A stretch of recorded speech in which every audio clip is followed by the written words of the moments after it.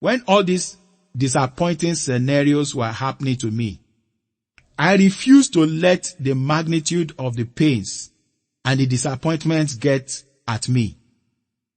I told myself as often as possible that I deserved the best. Every time I got a no for an answer, I would begin to encourage and psych up myself by telling myself, Kola, you deserve the best. You deserve the best. You deserve this best. I kept telling myself, I'm going to get the best. I'm going to get the best. I'm going to get the best. The best is the only lady that I deserve, and nothing but the best. At this point, I remembered one of my childhood friends, whom I will call Blessing in this book. Blessing and I were neighbors and best of friends in the early 80s in Oshogbo. If I think I deserve the best, and Blessing and I were best of friends before I gained admission to the university, then, who knows, maybe she is the best I've been searching for. However, I had learnt my lessons from my several proposals to Toyin and those other wonderful and blessed sisters.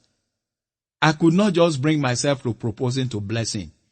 I attempted doing it so many times, but I kept asking myself, what if it turns out the same way as Toyin and the others?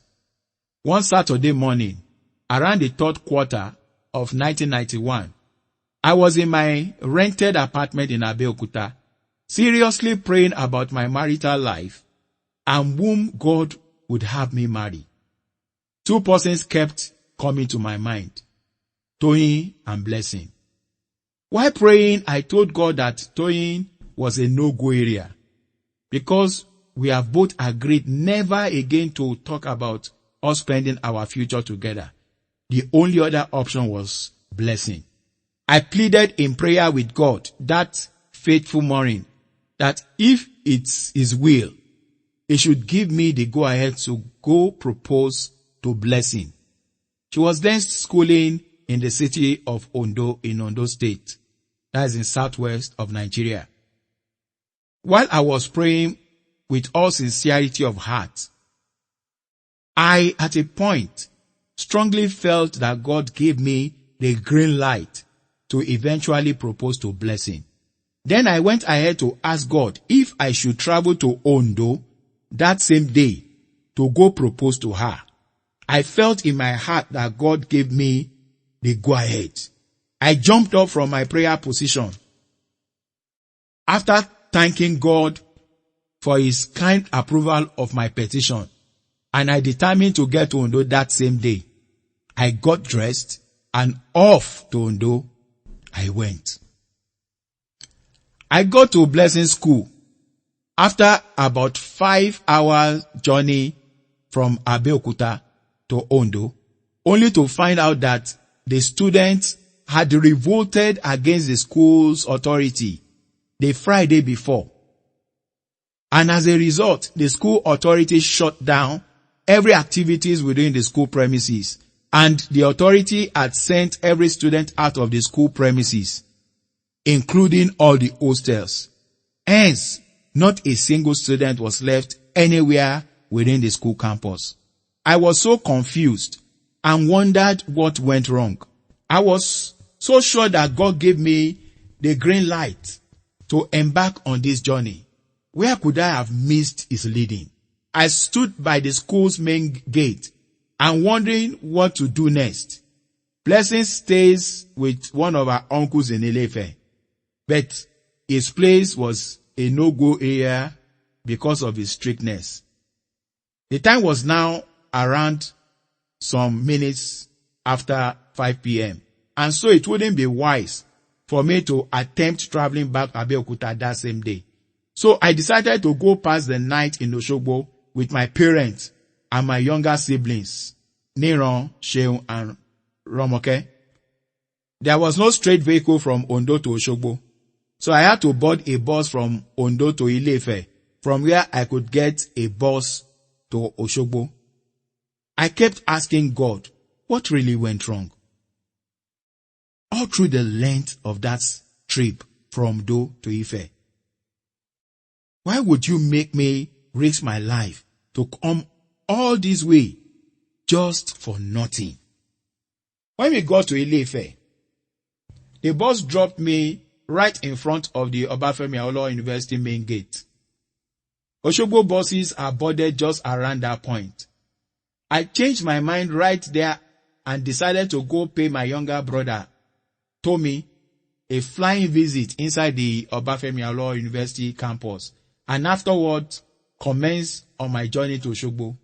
Tommy was in the medical college studying medicine then.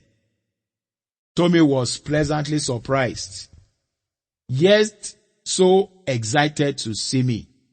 He asked what I was doing in Ife, and I told him that I was actually coming from Ondo and I am on my way to Osogbo. I spent barely 10 minutes with him, after which I got up to continue my onward journey to Osogbo. Tommy decided to see me off to the bus stop. As we got to the end of the male's wing of the sports hall, this was the name of Tommy's hostel.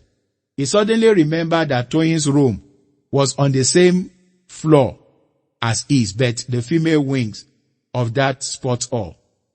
I was surprised. Though I knew she was on campus, but I didn't know her latest hostel. It wasn't even part of my plans to check her up. But since I was just some steps away from her room, I decided to pay her a flying visit as I did for Tommy. On getting to her room, she was so excited and surprised to see me. After all the greetings, she introduced me to her roommate as her spiritual father and friend. She then told me that she had been praying that God should please send someone who could help her with the statistical aspect of her final year project to her, because she was really having some challenge with it. And lo and behold, I surfaced. She was so sure that I was the answer to her prayers.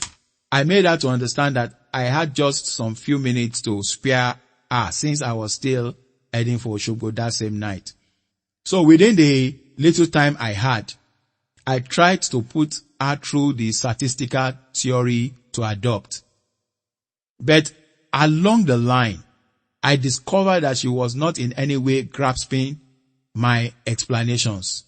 I decided to slow down and to take her through it all over again. It was now about 7 p.m.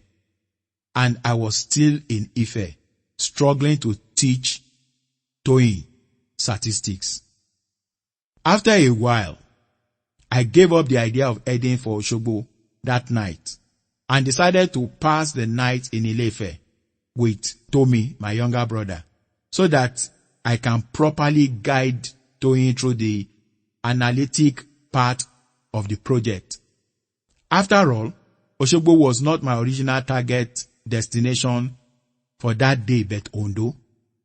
I went ahead to announce to Toyin that I've decided to stay back in Ife that night so as to help her resolve the naughty project issue once and for all. She was so happy and relieved with my kind-hearted decision. Since we now had time on our side, I took time to guide her through the various statistical analyses until I was sure that she had grasped them all. But in the process of explaining statistics, the love and affection that I have always had for Toyin came rushing back. Suddenly, it dawned on me that the Lord tricked me to embark on the Ondo journey, knowing fully well where it was going to end, and that is Ile-Ife. God indeed works in miraculous ways, his wonders to perform. God knew that I had made up my mind never to in any way discuss the issue of relationship with Toyin ever again. After all, we both mutually agreed not to consider that path between us again. God is indeed the Alpha and the Omega, the beginning and the end of everything. He is the one that orders and directs the steps of the righteous children of His. I am so sure that if God had told me that Saturday morning to go to Ife and go see Toyin, I would have told him to give me some days, if not weeks, to ponder and pray with fasting before deciding whether the journey would be necessary.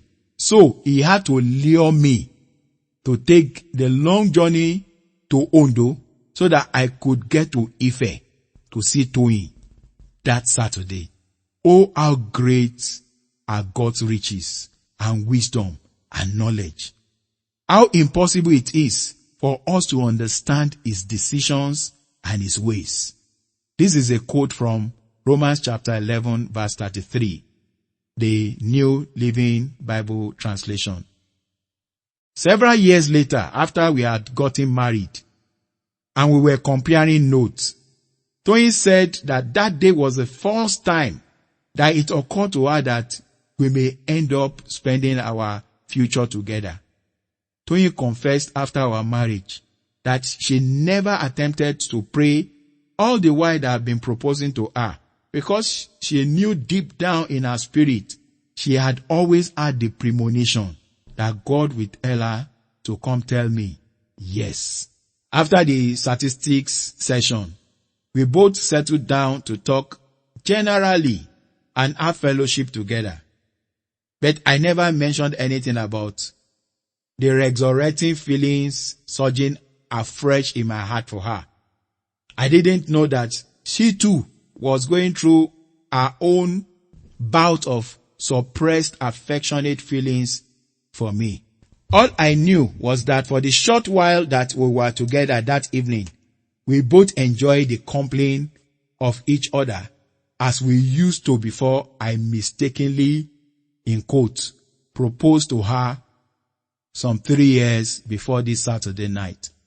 Some young Evangelical Christian Union drama group members got wind of it that I was on the campus that night, and they came to Toyin's room to drag me to their drama rehearsal that was happening that night. They also have been praying that God should send to them an older member of the group that would remember the missing scenarios in an old drama script titled No Resting Place There. The script with them had some missing pages. They intend acting the play at ACT, a major drama outreach the fellowship organizes on annual basis on the campus. Interestingly, a large chunk of the missing links were some of the scenes where I acted as Mr. Okafor, a messenger in the office of the main character in the drama, Mr. Maduka. I acted that part in the play years back. I could still remember my lines and those of other actors so vividly. And so they had the full play all over again. Every member of the drama group was so elated that I was able to help out. And they were so sure that God indeed sent me to the campus that day as an answer to their prayers. Obviously, many prayers were answered that fateful Saturday that started just like every other Saturday, but ended where I could never have fathomed. I excused myself from the drama rehearsal very late into the night. The night we discussed so much about the play, No Resting Place There, was the night God quelled most of the agitations in my heart, and my soul found a resting place right there on the campus of Ife. I had a good night rest in Tommy's room and left to Abeokuta on Sunday, smiling all through the journey in amazement of God's mysterious way of leading His children.